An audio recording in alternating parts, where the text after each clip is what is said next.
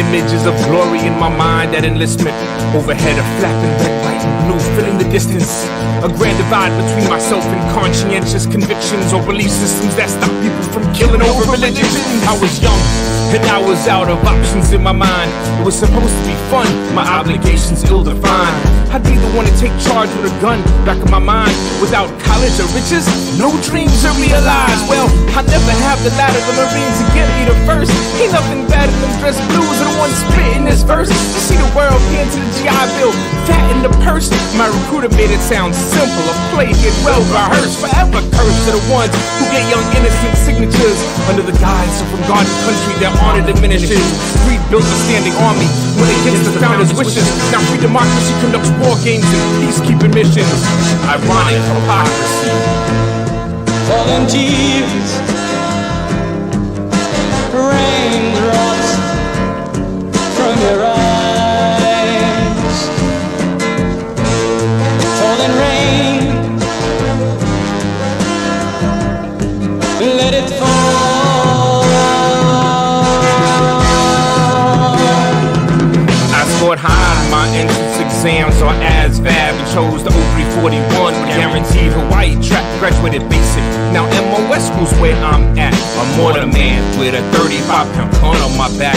Plus my rifle 8 pounds, 65-pound pack. I'm 18, weigh a $195 and feel jack. 108 pounds on my back, a boot marine and Cadillacs. A short 20-mile hump, 4 quarts in my flat.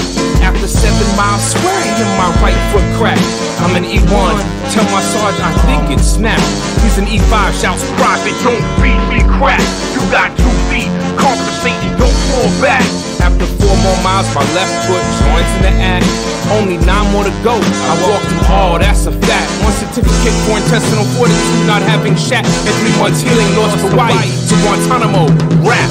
Sergeant De Victoire, who I met in 6th grade. Dress greens, patent leather, and a high top fade. My mind was made up, I couldn't wait to grow up so I could sign up, man up, and stop the corrupt. A champion for God and country. Just wait till they get a load of me, an unstoppable PFC. Private first class, polished brass. I wanted to kill all the black pajamas that were hiding in the grass. But with no war in sight, my plight to fight never took flight. So I trained during the day and got drunk at night. Set my sights on all types of glory. Fast forward to Afghanistan, totally different story. IEDs, enemies, no front line to see. 80 pounds of gear in the desert, I could hardly breathe. Blood-stained fatigues, very many colleagues sent home to the VA to live with PTSD. Everyday recruiters go to inner cities and ask for fallen tears, raindrops from your eyes, falling rain, let it fall.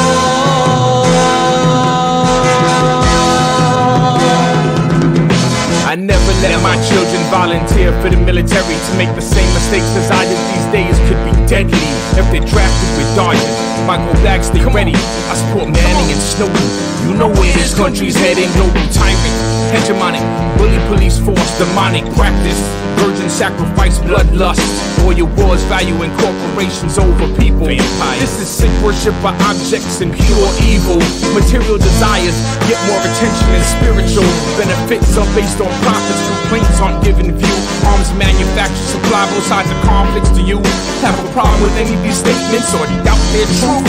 I'm a father and a veteran, and I stand for peace. Julian Assange against our commanders-in-chief. But it's hard to be better when daily demands compete. I'm not ignoring the slaughter, I'm just trying to eat like you. Fallen tears, raindrops from your eyes, falling rain, let it fall.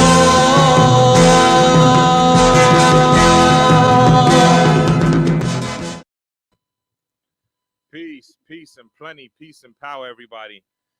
How we doing out in the world? Doing great. Can't hear me. Yeah, I can hear you. You sound good.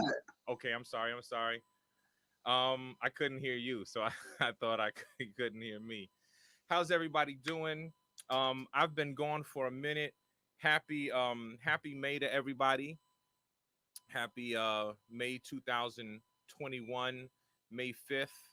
We've been at this almost a year now. Stand Down Live is on every week.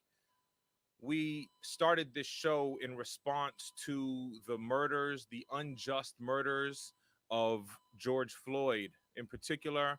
Around the same time was Breonna Taylor and Ahmaud Arbery in this wicked Babylonian system where we have to ask for justice when people are so clearly unjustly murdered, um, taken at the hands of civilians and and and uh, and cops, pigs, whatever you might want to call them.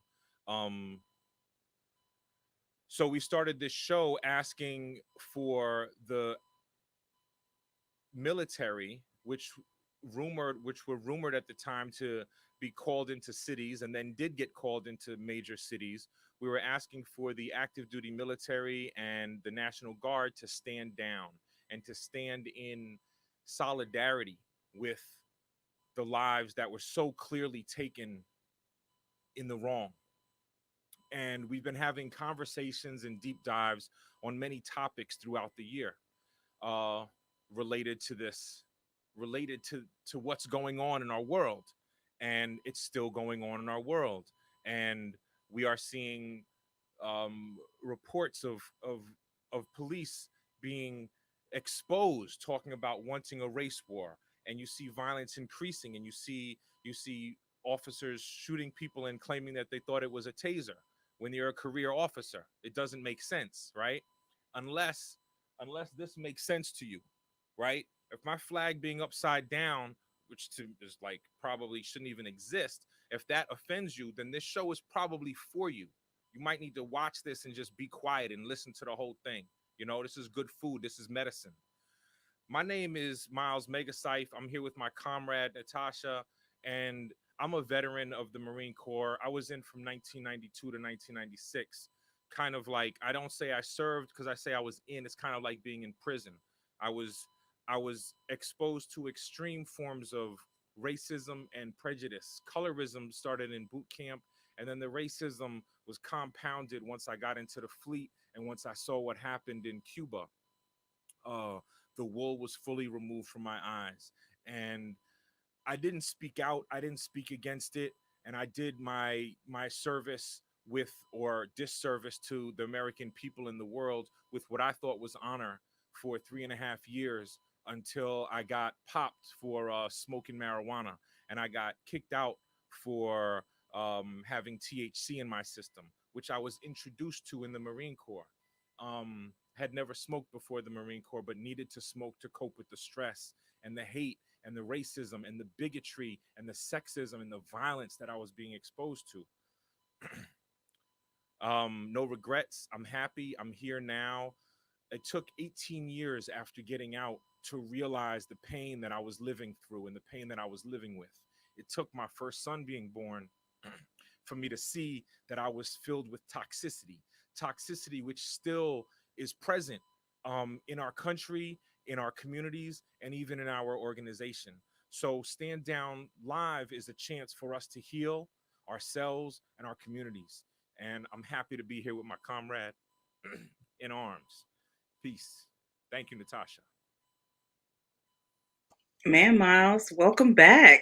I can see you've been thinking while you were on convalescent. No, seriously. Now, so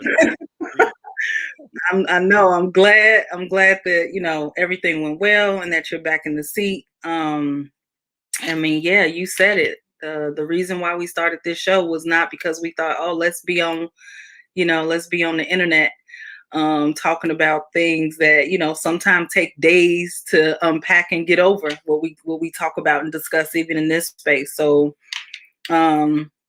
it was really born out of necessity, and I'm glad that we are, when we have guests on each week, it's like really dope to like bounce ideas off of folks and like have different perspectives of what's going on. you know, both veterans and non-veterans, I think have added a great deal to what we do here weekly on the show.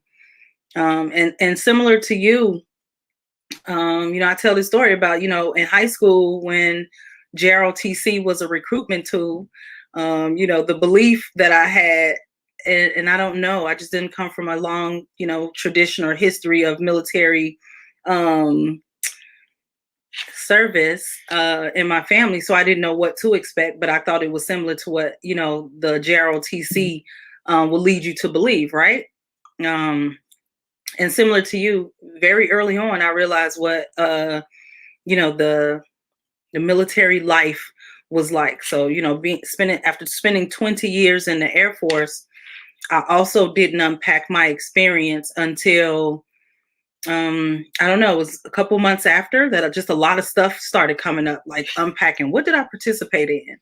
And then, you know, you start going through the assignments and the special duties, and, you know, just even how they frame all of that to make you think it's so special and it's a feather in a cap, and your performance report will be stand out because you did this thing. And some of those things that got me the best reports and decorations or medals bring me, when I started, you know, really unpacking it, brought me a lot of shame and moral injury.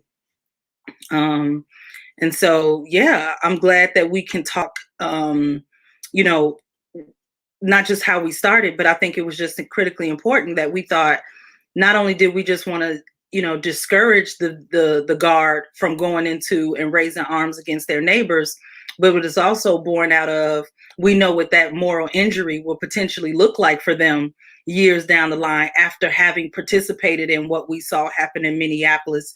I don't know if they're still there, but, you know, after the murder of Daunte Wright a few weeks ago, just seeing how the National Guard, you know, looked like they were on any deployed mission, quite honestly, and how they were handling folks who were at the gas station on American soil was problematic. And I wonder what they're going to feel, what will come up for them later on. So again, we, you know, not just Minneapolis, we've seen them in my, you know, my hometown of Chicago.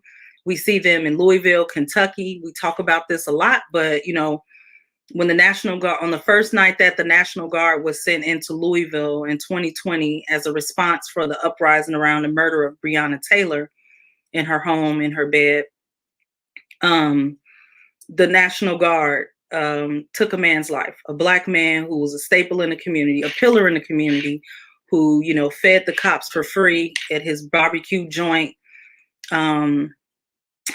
David was his first name. His last name escapes me, but they took his life. And there was an attempted cover up. But this is a long history of what we know the National Guard has done, particularly when they're called, because they're called usually after, you know, Black uprising and protest is when they're usually called into cities. So again, when we saw that there were also Black troops being deployed, and, you know, Latinx folks and folks who come from backgrounds like us, we talk about going into the military for the benefits and the education.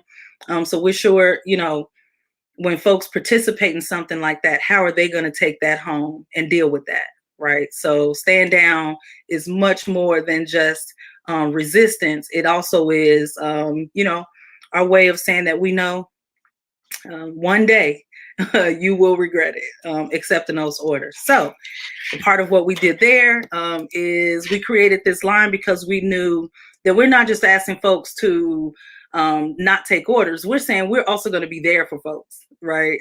We are, you know, all the branches of veterans are in VFP, and also our close comrades in About Face.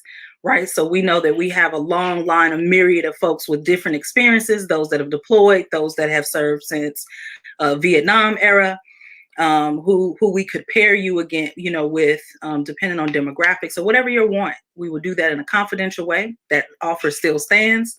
Reach out to us at standdown@veteransforpeace.org. We'll email you back, and we'll get in touch and put you in touch with the peer mentor, or just peer support, really. So I'm ready to get into today's show, Miles. I've missed you. Again, it's good to have you back. You came in today like I'm ready. I'm especially excited about, because while we talk about all that sort of trauma, this, you know, the ongoing cop murders that are happening around the country, it's baffling to know that you know, things aren't getting better, and to know that the communities that are dealing with the brunt of a militarized police presence creates PTS and all sorts of mental health needs in our communities, right?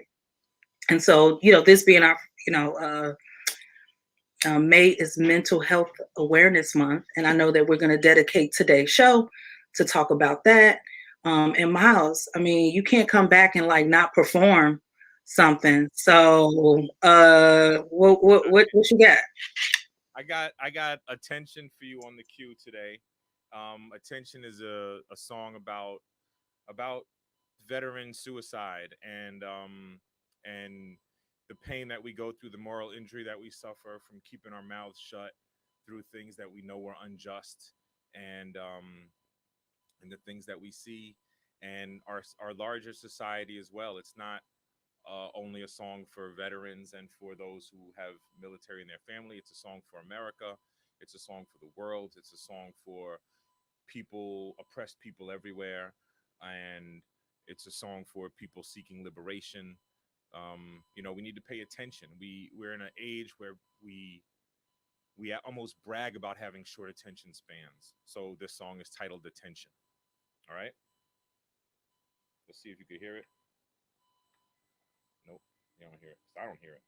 You can't hear it if I don't hear it.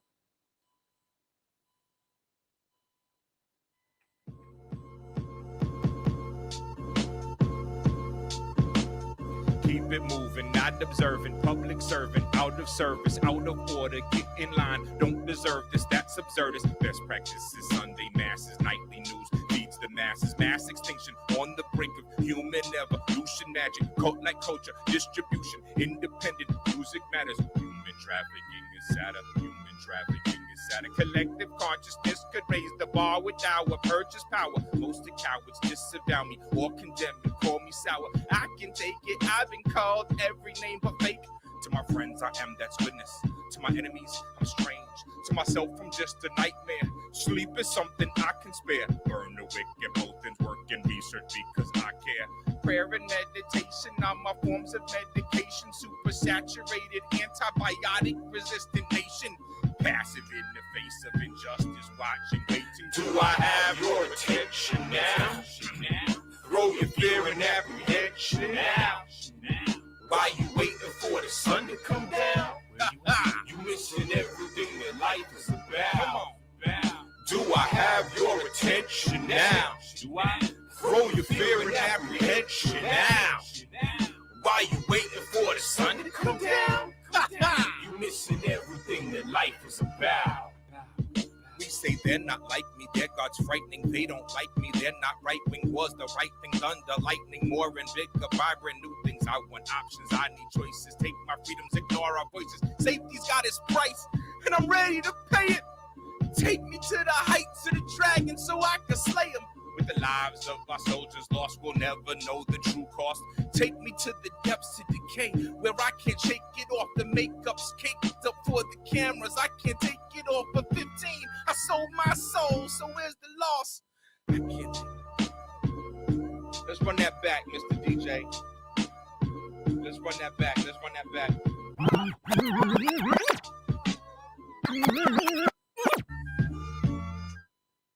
They're not like me, their God's frightening, they don't like me, they're not right wing, was the right thing, thunder, lightning, more and bigger, vibrant new things. We are the greatest, they are all evil, they are the axis, we are the people, they are the other, created unequal. We want justice, they need democracy, it is their right, so there's our plutocracy, and they'll embrace us, or we'll erase them off the face of the earth. In this war on terrorism, these wars have got to end, these wars have got to end, these wars have got to end, say these wars have got to end. Do I have your attention now? Throw your fear and apprehension now. Why you waiting for the sun to come down? You missing everything that life is about. Do I have your attention now? Throw Throw your fear and apprehension out. While you waiting for the sun to come down, you missing everything that life is about. You know, when I do this song live, everybody is saying these wars have got to end. The whole crowd is saying it. You know what I'm saying? Like 1,000 people, 10,000 people all chanting these wars have got to end because we know it's true. You know what I'm saying? Thanks, Miles. Thank you, sister. Thank you. Absolutely. 20 years in Afghanistan. This September. Thousands dead in Iraq and Afghanistan. And that's just, you know, do a little bit of a deeper search to find out where else U.S. forces are occupying lands with, you know, imperialist, you know, mindset, goals, and missions, quite honestly. And do the research in the region. While we're talking about invading Iran right now, Iran was a powerful and let's not, because people are scared of the word powerful, but they were a thriving they had a thriving economy and a powerful nation state back in what, 1970, what is it, 9 or I forget the year that we overthrew. You know what I'm saying? That we started invading, that we started going into Iran and messing things up.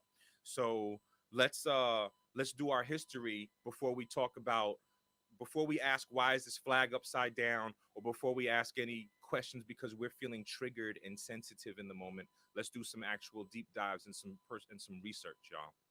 You know, I'm not like, I can't store these facts in my mind, these numbers and these dates, right? And like a lot of the books I've read, because I got my own stuff in my mind, y'all. You know what I'm saying? I'm sorry if that offends you, if that offends anybody, but I got albums in my head. You know what I'm saying? And that's where I'm at. And so there's plenty of historians. We got Dr. Cornel West. You know what I'm saying? We got a lot of powerful people out here giving us facts, okay? Giving us our history. And we don't have to look to our artists to do that. Okay, we don't have to look to our military veterans either to do that. You know what I'm saying? Our personal experience is extremely valid. Okay, so and our blackness in America is extremely valid. If you want to understand what it's like to be oppressed and what it and how we're going to find liberation, start putting leadership in your organizations with people of color. You know what I'm saying? With marginalized people, with Asian people, with LGBTQ people. You see what I'm saying? Make this your leadership, y'all. Today we're talking about mental health. And I don't know if you can tell, but my mental health is prime right now. You see, I'm in a place where I'm cutting away everything that is useless to me. If it doesn't serve me, it has no purpose in my sphere. Okay? So yeah, I just got to cut through all the BS because I can't suppress it any longer.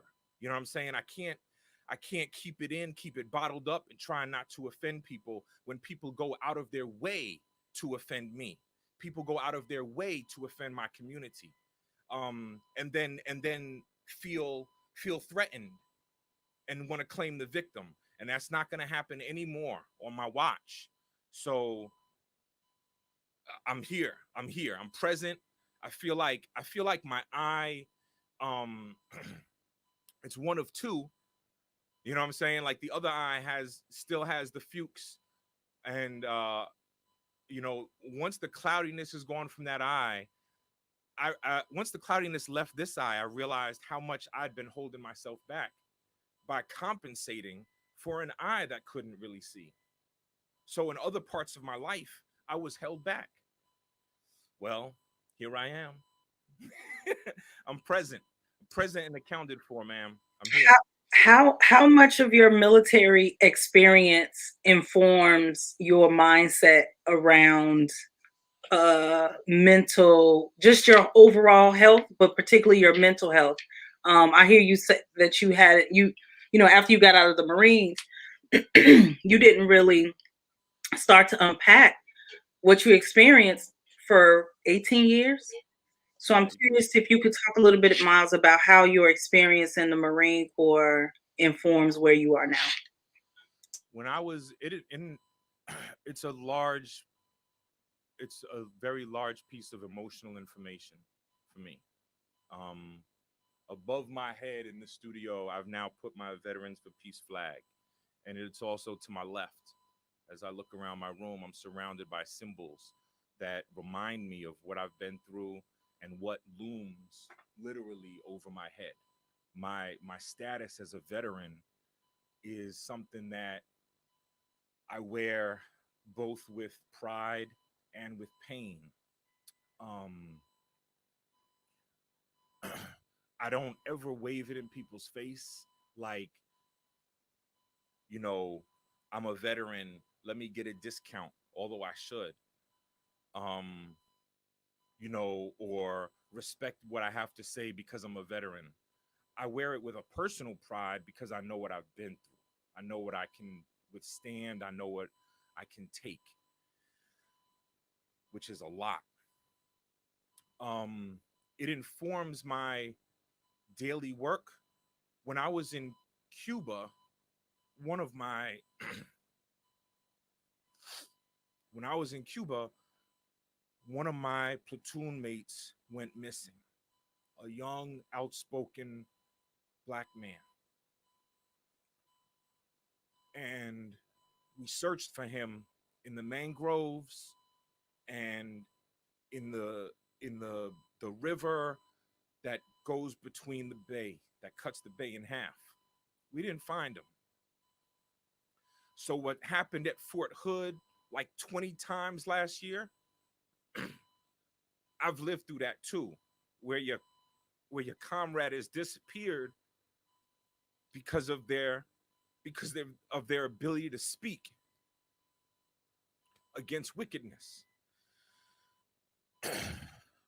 And I didn't make the connection at the time, you know, but I didn't speak up.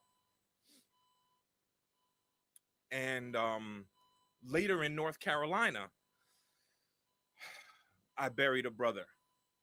Um, Different situation, different circumstance, but the loss of friends for me from and in the military sits with me. Um, One of my best friends from childhood, uh, and probably he doesn't watch our show, and if he does, I don't know what he would say about this, but one of my best friends from childhood is not the same person that I grew up with. I'm not the same person I grew up with, but he's far from the same person that I grew up with. Um, and he had to do inhumane things while he was in Bosnia. He had to dump victims of the genocide that happened in Bosnia into mass graves as a U.S. Marine.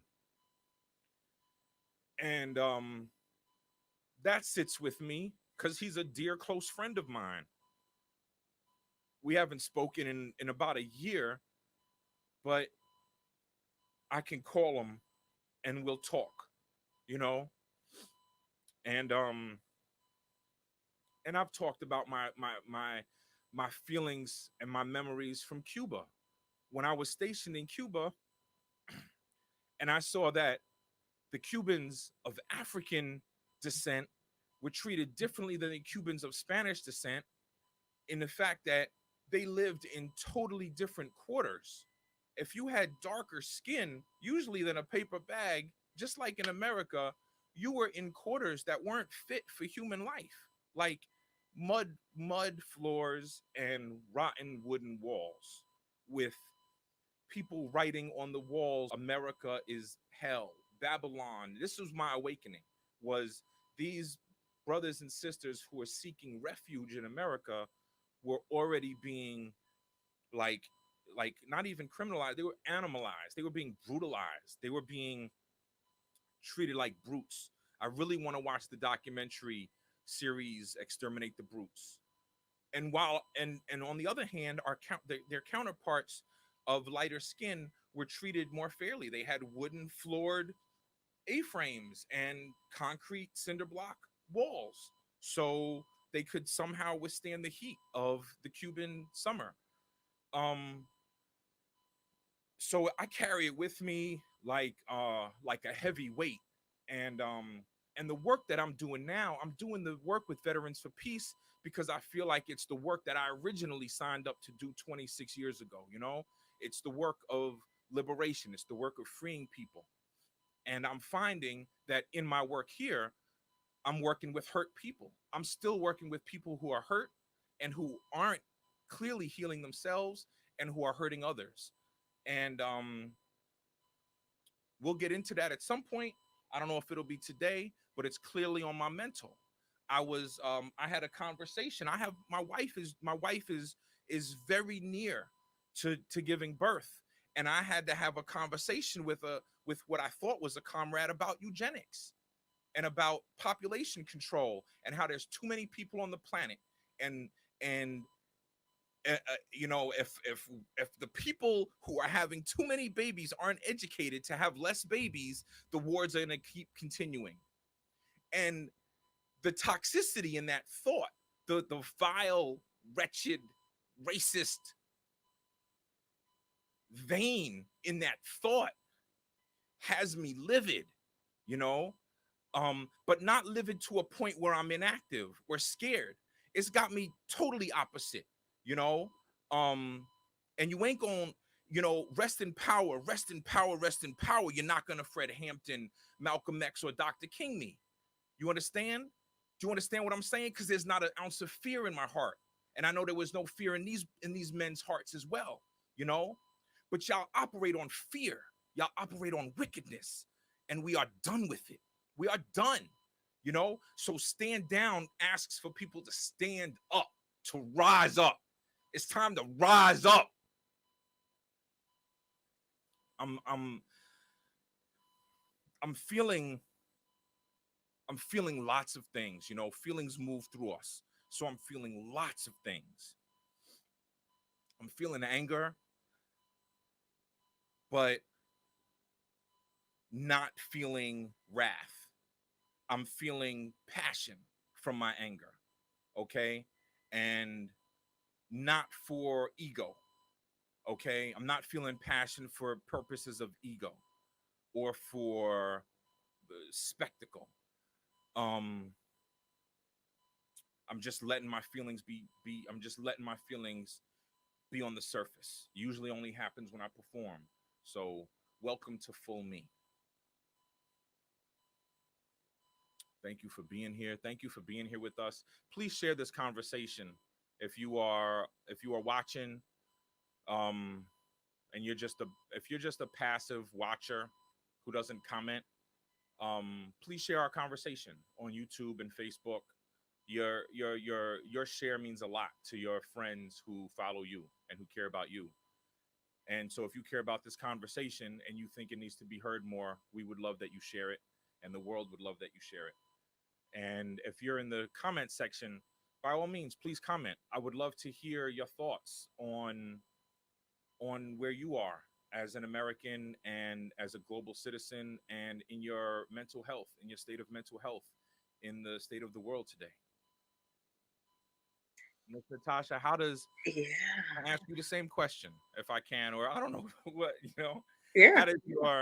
How does your military experience and your memories inform the work that you do now? Yeah, if I'm honest, I'll say that I am the woman of a little girl who had experienced almost all of the childhood traumas.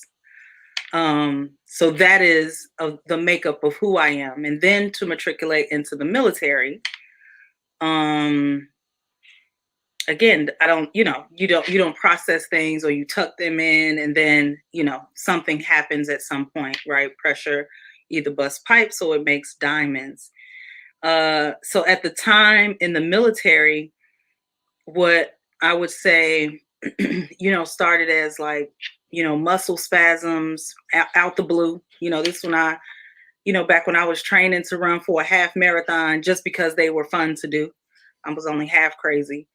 But this was at a time where I was at my physical like best, just to put that into perspective. And I started getting muscle spasms. I was traveling a lot. I was going between Florida, DC, Philadelphia, Missouri, going to Japan, coming back, and just, I don't know, it was just a lot going on at that time with the unit that I was with. And actually, I'm gonna back that up. That's actually towards the tail end of my career. So I'll finish this thought and then I'll say something that sort of preceded that. And what I was dealing with was I was assigned to a predominantly white male unit. Type A personality is a understatement. Where folks, had Confederate flags on the back of their pickup truck on base. My coworkers, who proudly talked about their different ideology, right? So I've talked about this so many times on the show, but to be in the office, that was the first time that I had really seen that it wasn't just bias and discrimination, full on extremism, in the last 5 years of my career. And that was actually hell. It was hell to deal with. It was hell to survive, because when you're in those type of environments, you rise to that nastiness just to survive, right? Survival of the fittest. You either, I don't know, sink or swim, fight or flight. But, it was the point where, I had to constantly be conscious, because I knew that my command was always looking for a sacrificial lamb. I was the only Black woman, the only one from the South Side of Chicago, and has always had a big mouth, right? And I say big mouth, not just for the strength of it. I was a senior NCO, and, I spoke the truth. I thought that integrity first was not just a motto, but it was something that we lived by. I quickly realized in that space that integrity was just not a big thing, and it was rooted in racism. These were folks who were talking about preparing for the next civil war under the guise of the zombie apocalypse. I really believed that they were, buying all this ammo, buying land so that they can go out and build underground bunkers. I believed all of what they said because they thought was zombies. I had no idea that in reality, it was much of what we saw play out on January 6th. So unlike most folks, I'm not as surprised that January 6th happened, because in real time, for almost 5 years, I sat in an office in a unit and heard that constantly. Their thoughts about America, their thoughts about population control. So when you talk about that, I know where that comes from, and sort of looked at the history of where the sickness of where that ideology comes from. So I'm pissed off about that as you are, and it's triggering to know that we even have that in the veteran space for, in the peace movement, because again, peace is also respecting my peace and not harming me in different ways, right? So, white supremacy is real. It's a team sport. It shows up in a myriad of ways. And not only is it hurtful, not like you hurt my feelings, but it feels like a betrayal when it happens in the veteran community. So I think we should, talk about that, not just on this show, but we can't forget that it happens. Whatever we do, whatever decisions you and I make, as not just co-hosts, but as board members for VFP, I think it needs to be real. It needs to be felt and of substance. So I stand in strong solidarity with you, Miles, to address the harm that you experienced, by what you said you thought was a comrade. And I'll just finish up my thoughts with saying that, but before I went to Florida, which was dubbed Lower Alabama, but even before that extremist racism that I had experienced, I've talked about this as well, that social movements were happening. Unfortunately, after the murder of Trayvon Martin, which was a few hours away in Sanford, Florida, and then the murder of Mike Brown in Ferguson. And why, Mike Brown, while Trayvon awoke something happened after the murder of Trayvon, and just the trial and what that, how that played out. And then Mike Brown, I mean, Eric Gardner, and and just all these names and that just come up. But Mike Brown, seeing the people in Ferguson, Missouri rise up was powerful. It was my first time watching live streams. I'm sort of dating myself. But first time watching a live stream, and I saw the people walking the streets and saying that they were tired of the militarized police presence that was unnecessary, the police having more, watching the police and its amass all of this equipment, while people were literally starving and losing their homes to behind taxes as low as a few $100s, right? And so when you see the shiniest thing in your city is the military equipment, and then you dare to unjustly murder one of our sons, man, I was a master sergeant, feeling like, yeah, they're right. But then the second or third night, I saw these vehicles rolling down the street. I've said this many times. If you've heard it before, forgive me, but it's a part of this story of like how my military experience informs who I am, or how I process mental, or what triggered my mental. Just I don't know. I feel like it was just an open, and not just an opening to consciousness, but I think with consciousness you feel things and process them a little bit different. But when I saw the military vehicles roll down the street, they were familiar to me because I had participated in a joint program to purchase those vehicles and outfit them the way we see them now being used by police departments. Right, I have a decoration that talks about my participation in that multi-billion-dollar program, and I knew about the 1033 program, right, which is the military giving excess equipment to the police departments, but I had never participated in a program that had put that. I can conceptualize that because I knew the variant, I knew what type of vehicle it was, I knew what its intended purpose was purchased for, and it had nothing to do with policing Black people and shooting chemical warfare on U.S. soil. So it's that again, then that was my last few years on active duty, and a lot of that was bothering me. I would take leave and go and participate and stand with the people. But to come home, kind of full circle, is like to come home, I have a totally different understanding of what I see happening because of the context that I just sort of, took the long way around the block to tell that story. But it's important because to come home to Chicago and see that the police department act no differently. They are outfitted the same way as the special operations unit or any, a deployed unit going out for a mission. And so it's been hard to be, I tucked a lot of stuff in the military. So I can't tell you how much I've started to feel on active duty with all of these things.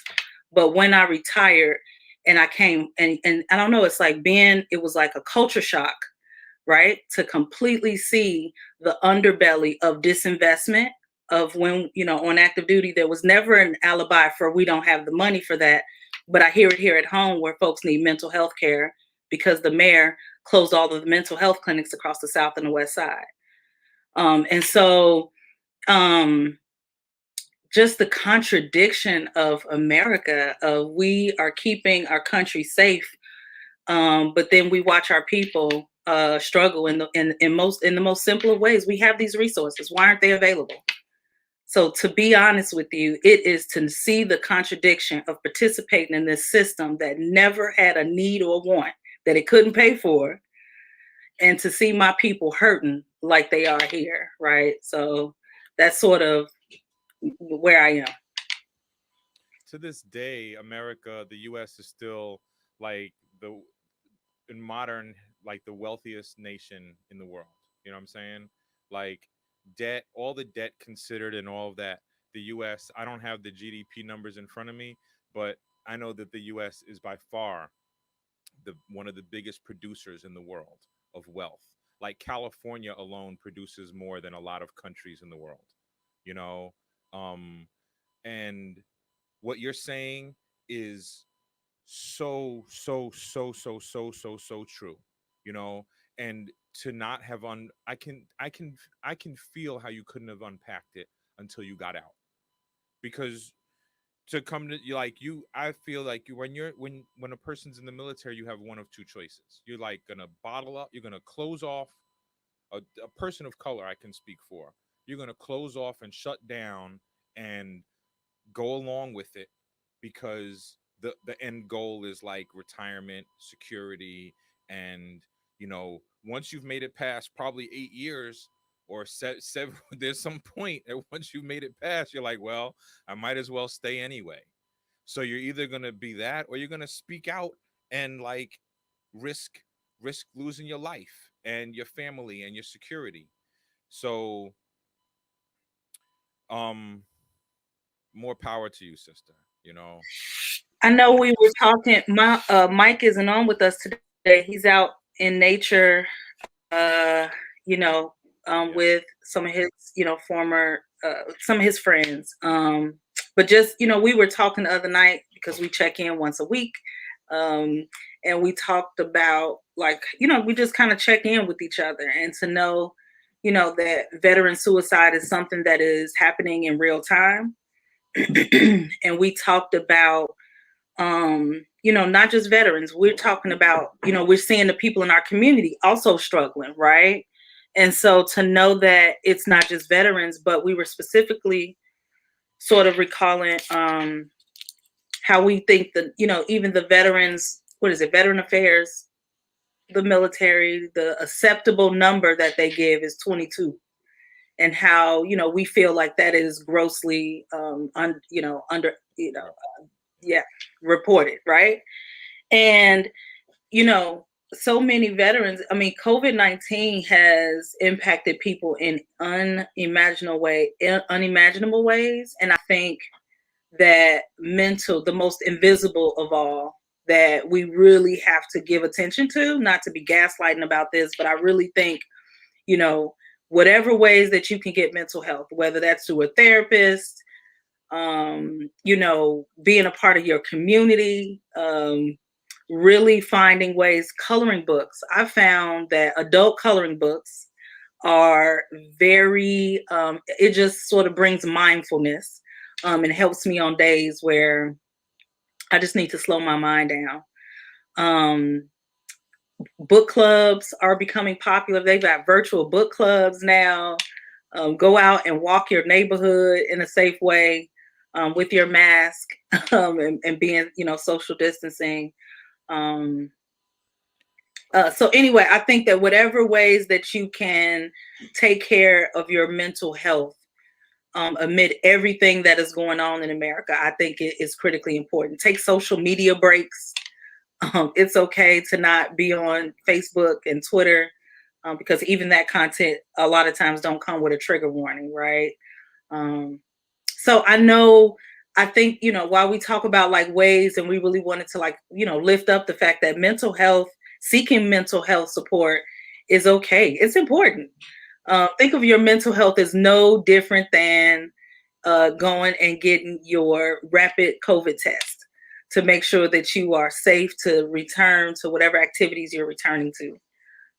But to get support and to ask for support, ask people like, hey, who are you getting support from? I was talking to one of my really good friends, who's an E8 getting ready to retire. And she said what was triggering the most while looking through her medical records after 22, 23 years on active duty is all of her mental health that she has needed, right? And so one of the things that we wanted to talk about is, like, it's okay to get support. It's okay to reach out to folks. You are not alone, because, among us, we know that Mike is working through the loss of a friend who's a veteran, and is really hitting their friend community. The impact of it is hitting their friend community pretty hard. So solidarity out to Mike. And again, we know that this is not just a veteran problem, but something in society as we're surviving this pandemic, that we should be mindful of. You have some stats, Mike, Miles, that you wanted to sort of share. I got more than really stats, because the stats are just kind of, they don't really tell you. It's kind of hard to break them down and make sense of them. But I did look up. I went to the National Institute of Health. I'm gonna share some links, and maybe you can put them into the chat for folks. So I went to the National Institute of Health, of course. I went to the American Foundation for the Prevention of Suicide, AFSP, or American Foundation for Suicide Prevention. And I also went to the CDC, just because I wanted to see across. I was curious about what the different types of reporting might be, or what the different focus might be, foci, if you know from where I looked. The interesting thing when I looked at the CDC, the first thing that stuck out to me is that there's no link. I mean, yeah, on the CDC, there's no link on the front page for people in need of help, or like there's nothing. And I hope somebody from the CDC watches or gets this information, that on their page for suicide mortality by state, there's nothing about prevention. And like, I'm kind of blown away by that. At the top they have a COVID mortality overview, and they go into really, they have really in-depth stats, right, on the CDC. They have a great website, it's robust. But I was kind of saddened that there's not anything for people seeking help. Whereas when you go to AFSP, American Foundation for Suicide Prevention, the very first thing you get is outreach. Like you get real stories is their first thing. Second help is the big link. So I mean, those are, I think, would be the two most important things for people, people thinking about it, and people who have suffered loss in their family. These might be the places that they're going. And so it's really nice that that's on their first page. And then of course, National Institute of Mental Health has it on their National Institute of Health has it on their, right on their page. Before you even get into it, it's a crisis hotline number, and then definitions, and then they get into a really nice breakdown chart, which is nice in the fact that it shows you the horror of the country that we live in. That suicide is the 10th cause of death in our country. And I didn't get a chance to look around the rest of the world and see what the stats were. But it is the 10th, it is the number 10 cause of death in our country. And by age, like for people 10 to 14, 15 to 24, and 25 to 34, it is the second highest cause of death for people in that age range. So for people between ages 10 to 34, our young people, they are, nothing else is killing them more than unintentional injury next to suicide. Like, young people don't have their frontal lobe fully developed or whatever. They go into the military, they do things that, they didn't think out fully, and so they die. But then the second cause of death for young people is suicide. For people aged 35 to 54, which is what we consider our middle-aged population, it's the number 4 cause. It's number 4. And it's not like, oh, I want more things to be killing us. That's not what I'm saying. But it's really sad when it's so high. Again, unintentional injury is the first one. And then we have malignant neoplasms coming in for 45 to 54. That's cancer, in other words, right? Growths. And then we have, again, malignant neoplasms, which is growths, and heart disease. So not taking care of ourselves, and then unintentional injury. Like, and then when you get older, when you get to 55, 64, so if you've made it past the age where your inability to fit into a system that doesn't allow you to fit in hasn't made you take your life, then in age 55 to 64, it'll be the number 8 reason that you die. And still, 8,500 Americans will die every year from suicide. That's pretty sad, you know? And then I want to read something to you. I didn't expect it to be high on the list. When I looked, I really didn't expect suicide to be a leading killer. And it's considered by the CDC to be a leading killer in our country. I'm crying because it makes me sad. I'm not crying because I'm like, I'm going to commit, you know, I'm not on that. That's not what I'm saying. And I'm not making fun of anybody who's watching. I'm crying because it's horrible. It's a nightmare and we're not addressing it. And it makes me sad. And I can cry because I'm strong enough to cry and still talk, you know? And young men, young boys who go to school-age boys who have a tough day, God forbid they cry in school, right? Because they're going to get called all sorts of names, right? They're going to, and you're going to soundbite me. I know people want to soundbite me, so here's a soundbite. They're going to get called sissy. They're going to get called faggot. And they're going to get called all these horrible, emasculating names, right? These dehumanizing names that should be really empowering, you know? Oh, you're gay. Oh, I'm happy, right? Like things that should be empowering, we take and make into the worst thing possible, right? So being two-spirited, being able to be in touch with your feminine side is seen as a weakness in a young boy. Babylon system burned down, you know what I'm saying? It doesn't make sense when this is the world that we're raising our children in. When I go to the AFSP page and I read suicide rates by age, they have a little blurb here because the age thing really stuck with me, you know? I'm just going to read this paragraph to y'all and then I'll pass it back to you, Natasha. In 2019, the suicide rates were higher among adults ages 45 to 54 at 20 per 100,000, 19.6 per 100,000, and ages 55 to 64 at 19.41 per 100,000. That's like averaging 20 people per 100,000 committing suicide.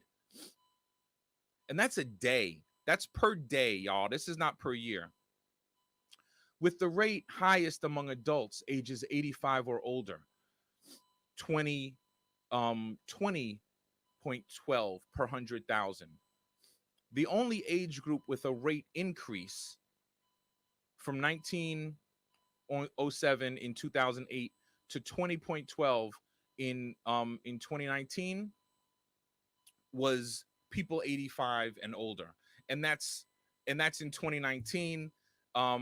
That's not COVID, but right, it's a year of severe economic depression here in America, thanks to a GOP that didn't want to allow, you know, goods and services and services and resources to be distributed evenly.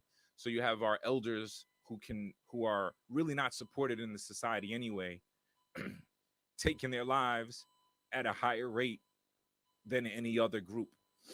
And then younger groups have had consistently lower suicide rates than middle-aged and older groups. In 2019, adolescents and young adults aged 15 to 24 had a suicide rate of 13.95.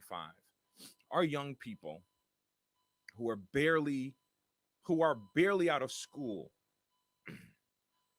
14 a day. We're losing 14 of our young people a day under age 25. And these are official numbers. I couldn't find any official numbers on veteran suicides, but the official unofficial number is 22. from people in the community and people who do this work that I've spoken with, they believe the number to be double that.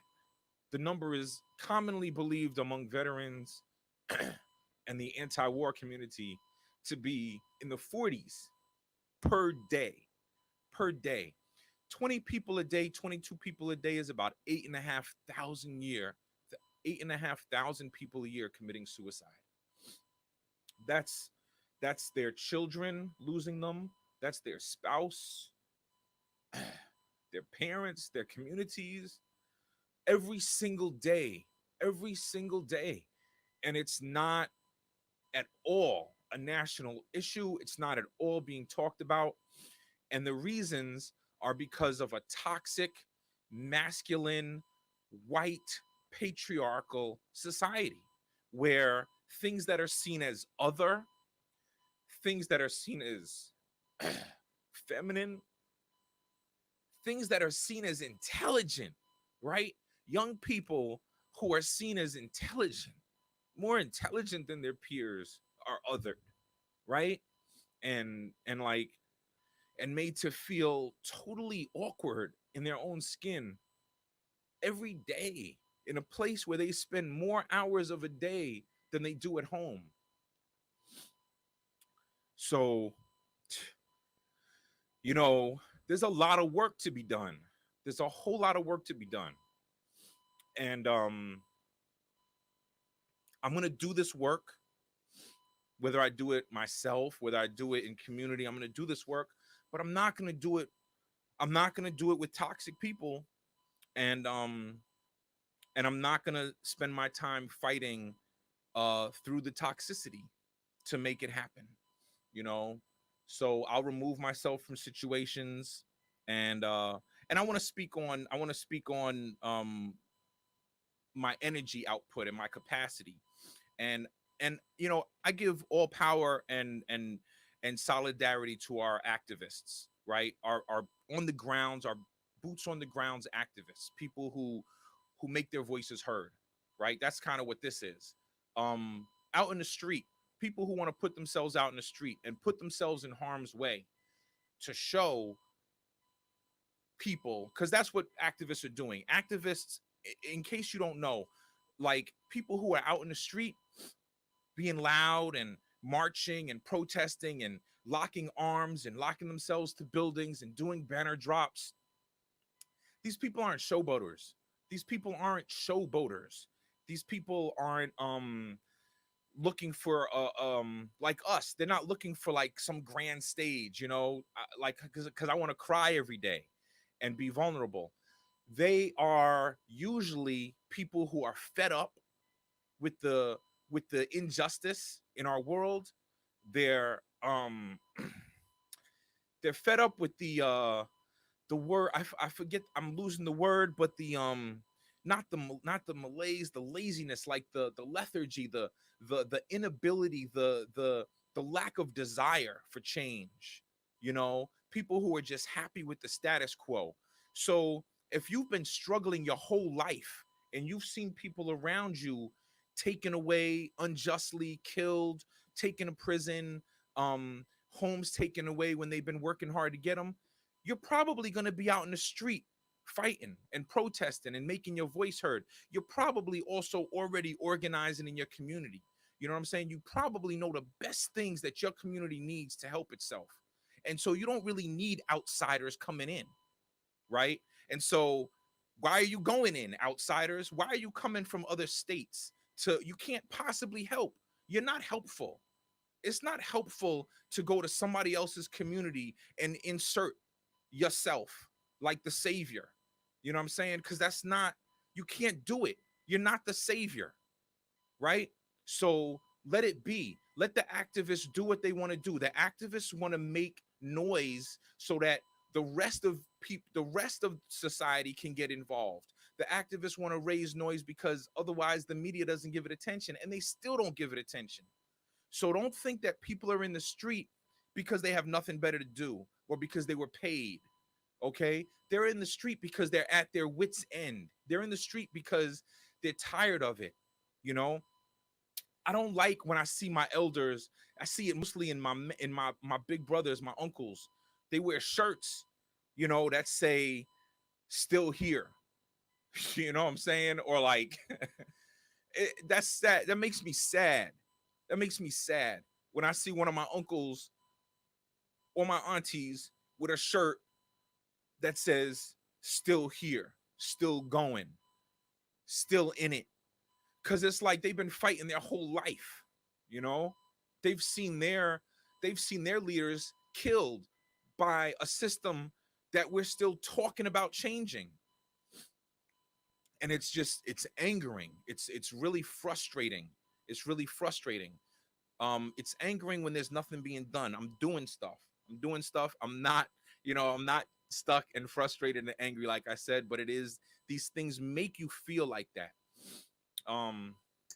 No, that's real, Miles. Like, when you say that, I mean, a couple weeks ago we had some of the youth from here, Chicago, who are fighting towards getting the cops out of their schools, right? And in organizing spaces, when talking about just the mental health needs of answering the community's call, right? So, some of us took orders from, the military, and these young folks are seeing things happening in their schools and in real time organizing themselves to be a part of the change. And so being in community with them in service of, what do you all need and how can I support you? Is therapeutic. I see that, I won't say parallel, but it's one of those things that just hearing you talk about that, and it's also it can be harmful in these spaces, in these organizing communities, right? Because there's a lot of hurt, there's a lot of pain, and sometimes we transfer that. So it's always good when I'm in the community, because it's a healing place. There's not intentional harm. And again, I think the military sort of trained, and a lot of folks adapted to that mindset of you have to treat each other like shit in order to prove your position. And unfortunately for some veterans, they weren't able to shake that. And so what you're talking about is that same toxicity that we talked about, that racism, that just that toxic white, bigoted spirit, just, I don't know. I always say white supremacy is a team sport. And so it shows up in a myriad of ways. Sometimes it's microaggressions and insults. And other times we're talking about population control to Black people. Right? That is just triggering. So Black people who have stated that they don't want the conversation, and right, that know where it comes from. Crazy. Crazy as hell. So I think, it's deeper than entitlements. I think if we I'm no longer, thinking like it's not just entitlement. Entitlement is something just a lot more surface level. Like it's, again, triggering, and we told you and you did it again. And so that's not entitlement. That's something that's nefarious. And that's how it is received. And we have to be real clear with what we're naming and labeling and excusing things to be. One of the things that annoyed me in the military is how easily they could explain away the things that they were doing. And it's almost like alibis, and I don't want to be offensive or to offend, but we have to name and call a thing a thing. And so racism is a problem in America. And in some regard, I think it's going in the wrong direction. Well, see, here I push back. And I think we disagree on this. I don't think racism is, okay. In 19. Let me finish my thought, and then I want to hear your. Okay. I will actually go broader, and I'm going to stick to what I said. Like, white supremacy is a team sport. It shows up in a myriad of ways.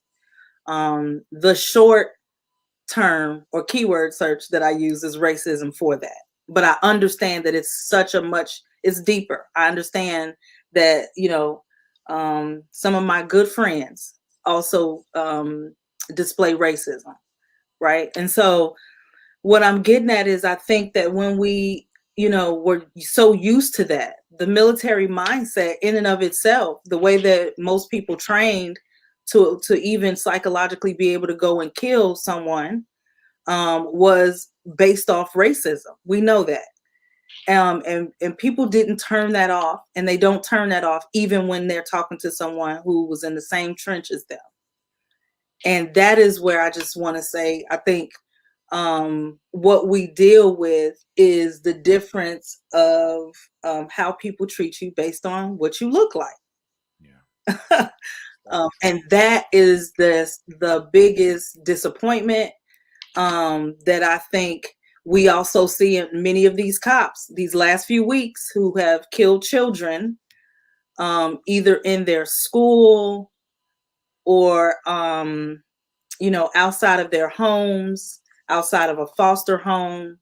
The 16-year-old in Columbus, Ohio, Ma'Khia Bryant, should be alive today. And a lot of these cops, the cop that murdered Adam Toledo, 13-year-old seventh grader here in Chicago, they're actually all military veterans. And I think about that, and there's the connection when we're talking about January 6th and how it was saturated with even active duty folks, but veterans who did not hide their extremism. I think we'd be ignorant to just sort of call things the bare minimum of what it is when it offends and it hurts other people. So I'm hoping that while we're talking about Mental Health Month and how we can get resources, we also own treating each other as you would expect to be treated, because time is up to be making excuses, and we, and feel like by any means necessary, we will have to address the racism that we see happening to us and around us. So that's really my thought that I just want to sort of full circle talk about why I think it's we can't be mealy mouth about the racism that we experience. My experience is going to be different than someone else because I'm a Black woman and happen to be a veteran. So let's just give space. Let's ask questions instead of being offended. And if someone tells you that they don't want to talk about something, back up and let's not do that. So over to you, Miles, and then close us out. I don't want to end, with this talk. I shared some thoughts in the chat or like earlier about like coloring and things for mental, just mindfulness. I think even if you go on the Calm app and listen to rain and meditate, or just sit quiet for 10 or 15 minutes, I mean, you feel better. Take a 20-minute nap if you can. But Miles, share a few things that you do around mindfulness and just centering yourself, so that we give folks tips on how, no matter what, above all things going on, we can take care of ourselves. And then can you share another song before we I'll share another song with you.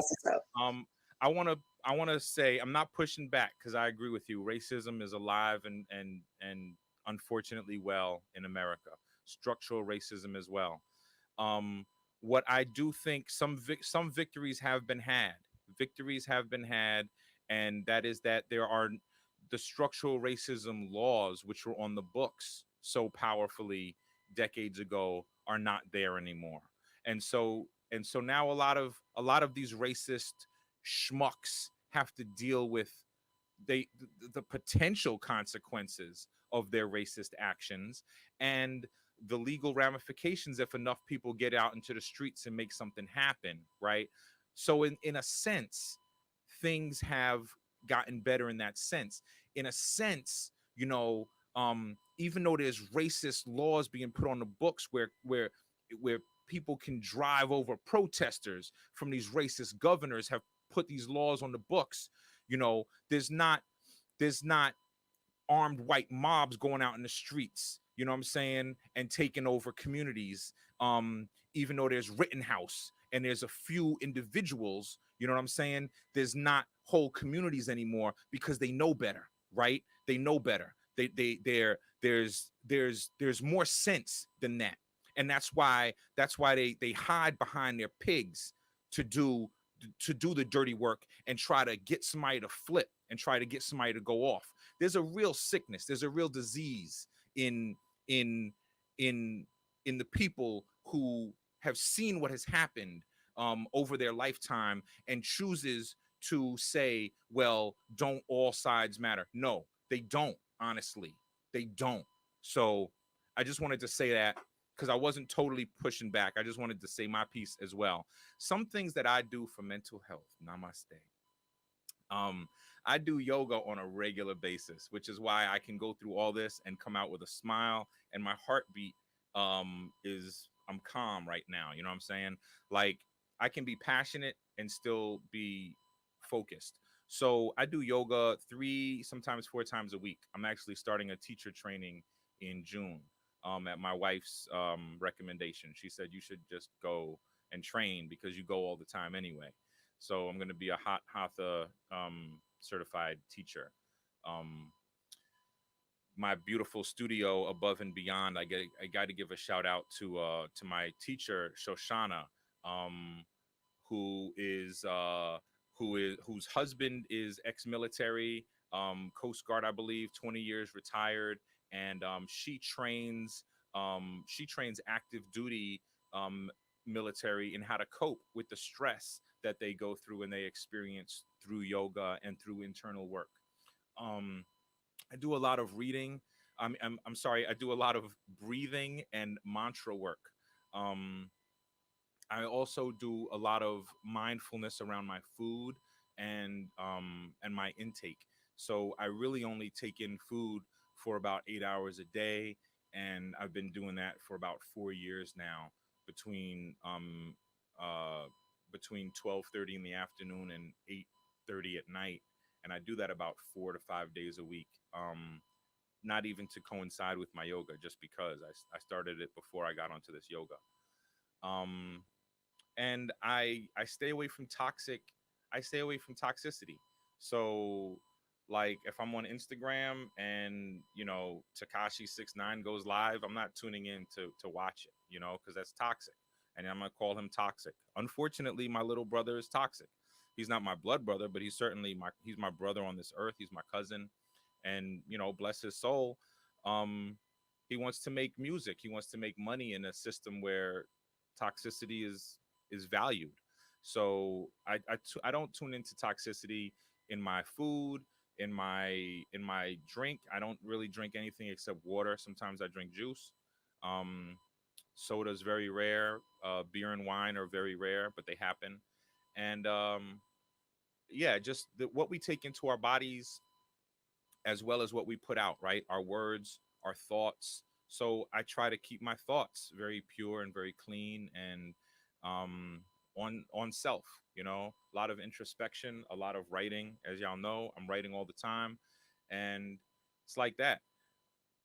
I mean, I'm at my desk and I'm staring at stones, precious stones that I've been given, that I've been gifted from my friends, you know, and I know which stones were gifted to me by which friends, you know what I'm saying? And they're very dear to me.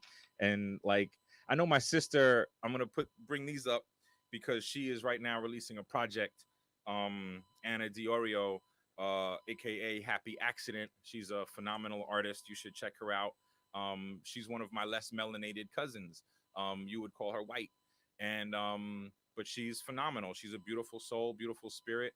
And she's given me these beautiful stones. The lapis lazuli I keep very close to me right now to keep my third eye open and to keep myself aware of dangers that might try to come into my circle and you know, and mess up my cipher. So yeah, I stay rooted, I stay grounded.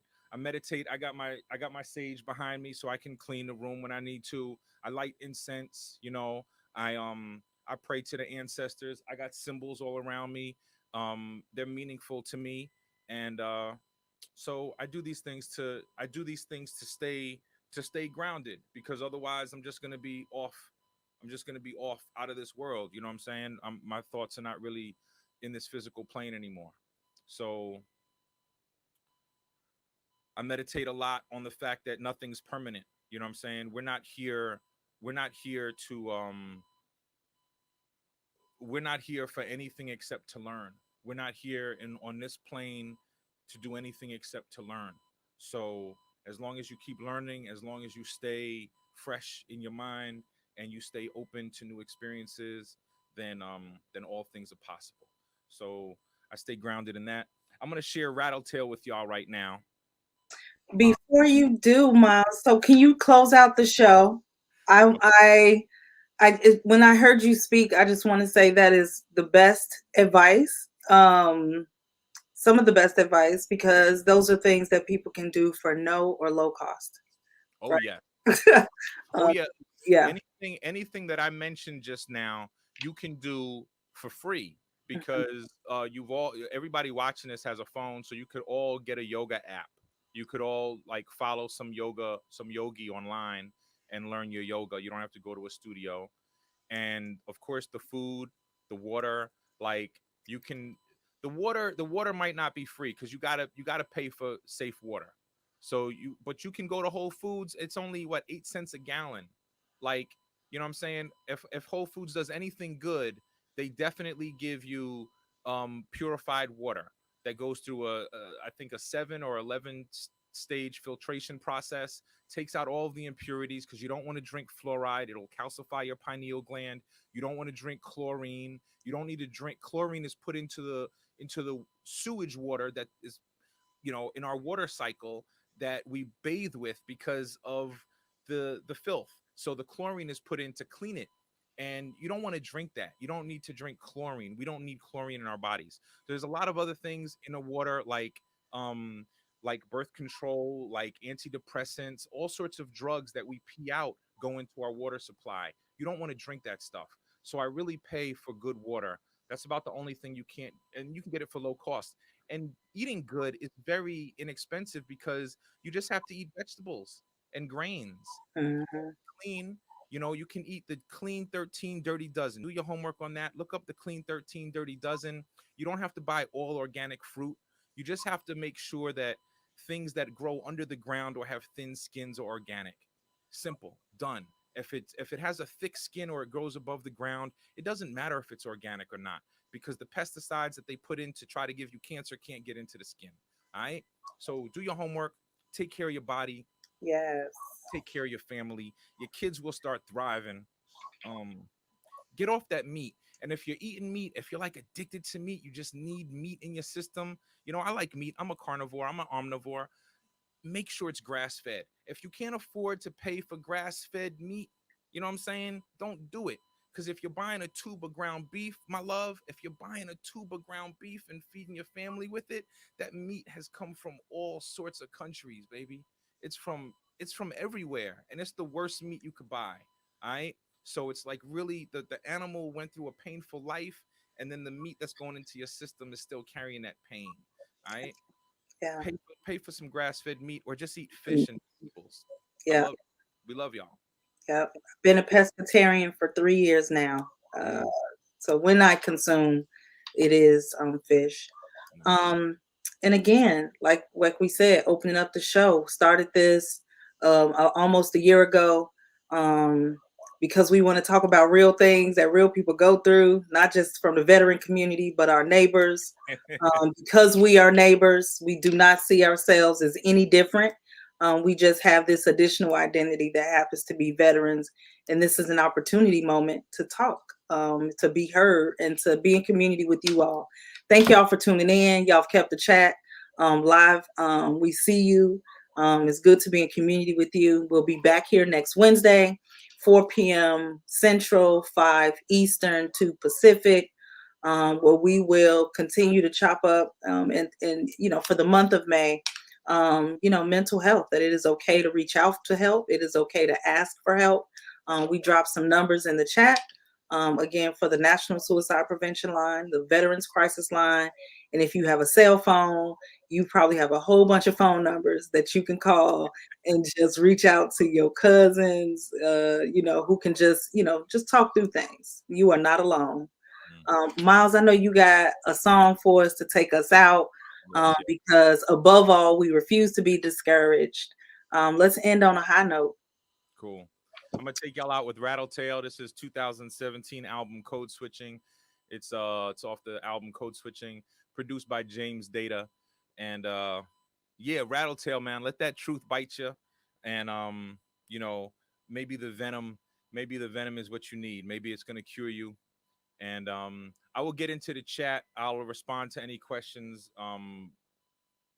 tonight or tomorrow. All right. Love y'all.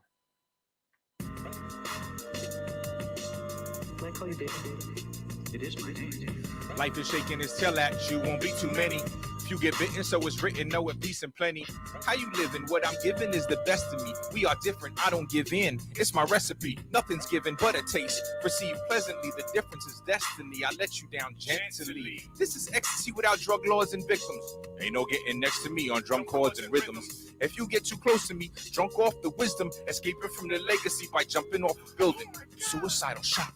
Go and hide your children, or raise them to be aware and trust in their decisions. I spit incisions, the system's broken in disrepair. The indecision has risen and now it's in the air. If I could fix it with my vision, call me Mr. Mayor. Working it local and taking it global my whole career. It'll back up spare, still a hobby rhymer. There, I said it, who cares now? Go and get prepared, the war's coming. It's already here, your hands in the air. When you wave them, make it cause you really care. Life changing, and yeah, it all matters in the end. So own your flaws and make a new friend. Don't fight holy wars, make hashtag peace trend. Go find your cause, subscribe and hit send. Don't you wish it was all that easy now? We could focus on the moment or dwell in the how.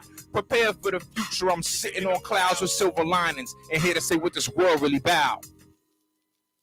God is in the heart, the art is in the moment. Love is in the now and the true masters own it. God is in the heart, the art is in the moment. Love is in the now and the true masters own it. Sword sharpener, drove that lady to the opera. Like carpenter, rose the level like candelabra. Harbinger of change, soul rebel to bargainers. Walking through the market, flipping birds at marketers. You get it or you don't, believe it or you can't. I'm standing in the fire, kicking coals on your camp. Sight to sight, third eye, vision of a mogul. The scenes I write invite you visionaries over. Boundless captures in the dreams of a marine. Slave mounds and burial mounds with no closure.